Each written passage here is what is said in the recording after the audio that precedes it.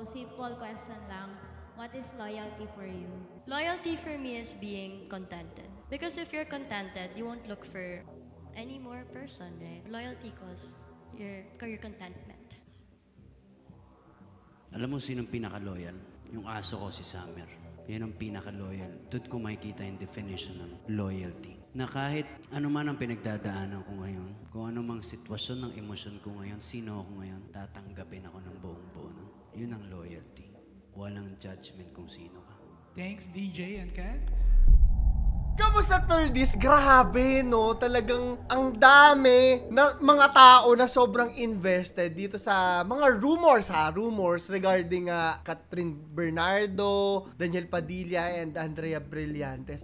Honestly, miski ako, affected din ako kasi super fan talaga ako. Sinabi ko na to dati, no? Ngayon natin siya i-discuss talaga ng buong buo. Super fan talaga ako kasi sobrang galing talaga. Ako specifically si Catherine, galing na galing talaga ako dyan.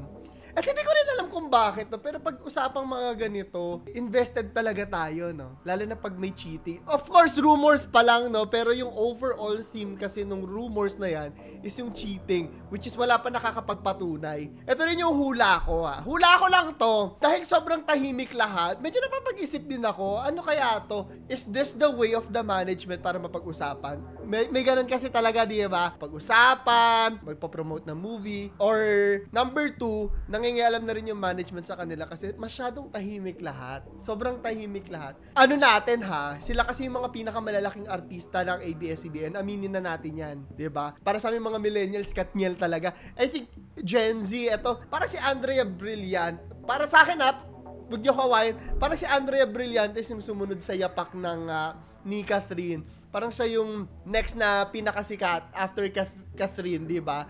Siya yung Catherine ng mga Gen Z. Para gano'n, para sa akin. Kaya feeling ko mangingialam talaga at dapat talaga na ma-handle ito na maayos. Anyways, bago natin tignan yung mga mangyayari, no? May 1,000 Gcash giveaway tayo. Huwag niyo kalimutan na mag-like, subscribe, and notification bell. Sagutin niyo lang yung question of the day natin, tapos may mechanics tayo sa ilalim. Eto, bago natin umpisahan po, huwag kayong mag-away. Wala rin ako inaaway. Gusto ko lang din siyang i-discuss, no? Especially ngayon nakikita ko talaga yung mga Katniel at saka mga fan ni Andrea. Nagkakapersonalan yung iba. Kung makikita natin yung mga post, nag-aaway-away talaga sila. Ay, ahas yung ganito. Ay, ganyan si ganyan. Ang dami ko nakikitang ganon. Ngayon, sa sobrang affected ng mga tao, aminin ko ha, ako din. Miski kami yung editor ko, apektado din yung editor ko, nag-uusap kami ng kamakalan. Di ko alam kung bakit, no? Siguro isang patunay na malalaki talaga silang artista. So, ayun na. Dahil sa galit ng mga tao, of course, pag pinag-uusapan sa internet, hindi mawawala yung mga memes na yan, diba? Kagaya nito, Kung mali makasama ka ako naman, iibig ng ako kasa'kin, dito bang kasalan? Ayan kung makikita nyo, dati na pala sila nagkasama ni si Daniel at saka si Andre. Hindi ko alam yan, sa totoo lang. Hindi ko alam na may ganyan pala. Tapos din kasi, eto rin kasi, tingnan nyo tong picture na to, Sabi, throwback, Bea Alonzo and Julia Barreto. Tapos may picture din si Catherine and Andrea Brillantes. Ang bata pa. Unfair lang din naman kasi, no, if ever man, kay Andrea, nape-paint din siya. Pero, sabi nga nila, di ba, time is the ultimate truth teller. Sana maayos. Doon lang din ako nawiwirdohan, bakit hindi sila nagsasalita lahat? Ano nangyayari? Di ba? Doon ako nawiwirdohan. Kung naaalala nyo nitong mga nakaraan, no, ayan na. Unang-unang bumulugso ito, no, nung kay OG Diaz na sinasabi, palihim doon na nagkikita si Andrea at saka si Daniel Padilla. Hindi ko sinasabing totoo to, hindi ko rin po sinasabing hindi totoo, ha. Nagre-react lang tayo. Sinabi niya na, kasi nabash din to si OG Diaz, kasi pinagkakakitaan mo na naman yung Katniel, ganyan. Biski ako nagalit ako kasi, hala, wag naman pakialaman yung mga tao na nanahimik. At the end of the day, no, kung maging mag-shota man si Daniel at saka si Andrea, at kung break naman na sila, wala namang problema, buhay naman nila yan. Pero pag cheating, yun ibang usapan talaga yun. Sabi niya, pag tama ba kami, sasabitan nyo kami ng medalya. I think, at this point, lahat tayo naghihintay na, no? Lahat tayo naghihintay kung ano pa talagang nangyari. Eto pa, dito na lumala yung mga bagay-bagay kasi magkaroon ng mga memes din na kung makikita natin, blank unfollow Daniel Padilla. Para lahat sinasabi nila, in-unfollow nila si Daniel Padilla. Naging meme siya. Nakikita ko rin kagaya nitong Miles Ocampo, in-unfollow si Andrea Brillantes. Wala rin akong makikita na sinabi nila. Eto, Chief Filomeno, in-unfollow si Blythe at saka si Daniel Padilla. So, gano'n na yung mga nangyayari. Although, meron din, nakita ko rin kay, anong pangalan nito, kay Robby Domingo, in-unfollow din daw si Daniel Padilla dahil nag-cheat nga daw itong si Daniel. Pero hindi naman daw totoo. Pati si Cathy Garcia Sampana. Sabi niya dito sa post, no, hindi niya naman daw in-unfollow si Daniel in the first place dahil hindi naman sila naka-follow talaga ever since. So, yun. Ang dami mga dito, nagbabasa-basa ako. Naano rin talaga ako, natagalan ako bago ako mag-start mag-film ngayong araw. Kasi nagbabasa ako, ang daming mga threads, hala. Ang daming mga conspiracy theories ng mga tao. Mga ganung bagay. Tingnan natin yung comment, eto, nagsunuran, eto, pati yung mga pati yung mga na-unfollow, sinasabihan na, nagsunuran yung mga sip-sip na friends na nag-unfollow para sumakay at mabigyan ng Loyalty Friendship Award ng Katniel fans. May mga ganyan na, pati fans nag-aaway. Napakalaking artista nila, no? Ang laki ng impact nila. Ako normally, wala naman ako pakialam sa mga chismis na ganyan. Pero sa kanila, invested ako. Nasasaktan din ako. Hala, bakit? Hanggang sa pati ito si Richie Rivero na damay na din. Hala, sabi ko, ang laki talaga ng sakop. Ang laki ng sakop ng usapan. Tinanong dito, Richie Rivero, alam ang lihim na pagkikita ni na Daniel at Andrea Brillantes. May nakita akong post, hindi ko lang mahanap kasi binabasa ko lang nung kahapon natin or nung isang araw. Kung totoong nagkita, bakit wala daw pruweba? Bakit hindi na video, hindi na picture? Yun din yung hinihintay ko. Bakit walang ganun? At hindi ko rin alam. Hinahanap ko rin yung secret meeting na yan, ni Andrea at saka to be fair lang din sa kanila, hinahanap ko yung secret meeting na yan. Parang walang detalye kung saan. Basta sinabi, nagkita, gano'n. Walang detalye kung saan, kailan, anong lugar. Medyo napapaisip din ako Bakit ang tahimik nila lahat? No? So, ayun. Tinignan na natin kung aware daw ba siya. Sabi, I think si Christy Fermin din ulit ito.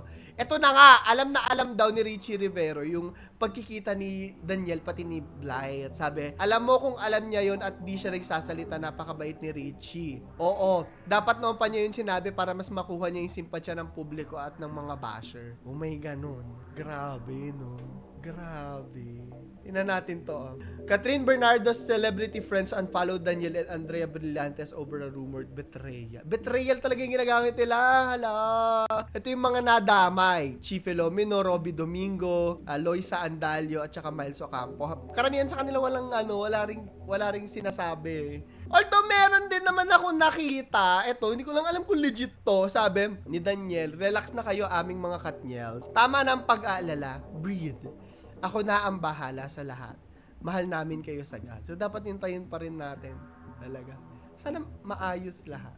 Hala, affected. Kasi talagang diba, napakagulo ng mundo ngayon. Napakakunti na lang ng mga pinaniniwalaan nating parang fantasy. Naiintindihan ko yung gano'n, parang may fantasy tayo na, kung okay sila, okay na rin ako. Kung masaya love life nila, masaya na rin ako kahit wala akong love life. Alam mo yung ganong feeling as a fan, diba? Gusto mo na mapaganda, no? I'm sure kay Andrea din, mga fans ni Andrea, gusto mo maganda yung buhay nila kasi napapasaya ka nila diba? Kahit hindi naman talaga kayo magkakilala, napapasaya ako ng Katniel, napaiyak nila ako sa pelikula nila, na-enjoy ko yung movie nila. So sana, masaya sila para, alam mo yun, tuloy-tuloy pa rin yung paggawa nila.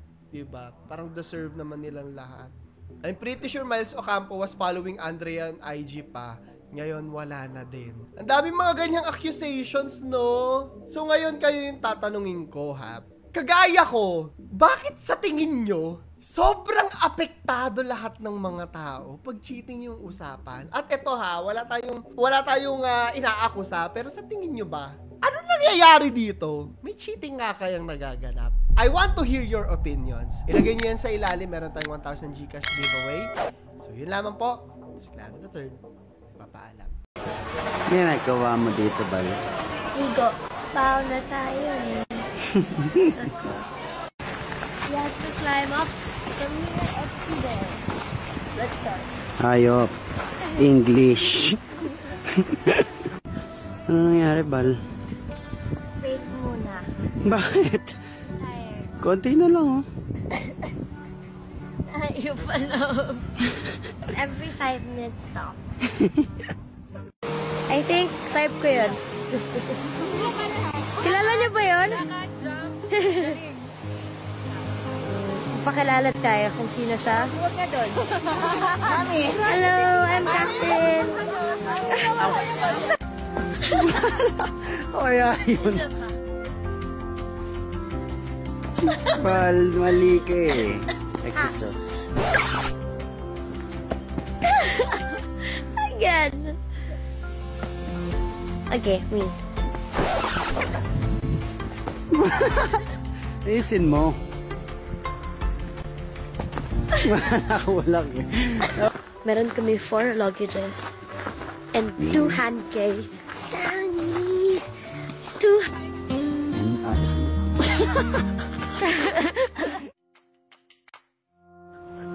Parang gago. Di nakakagwapo yan. Oh shit.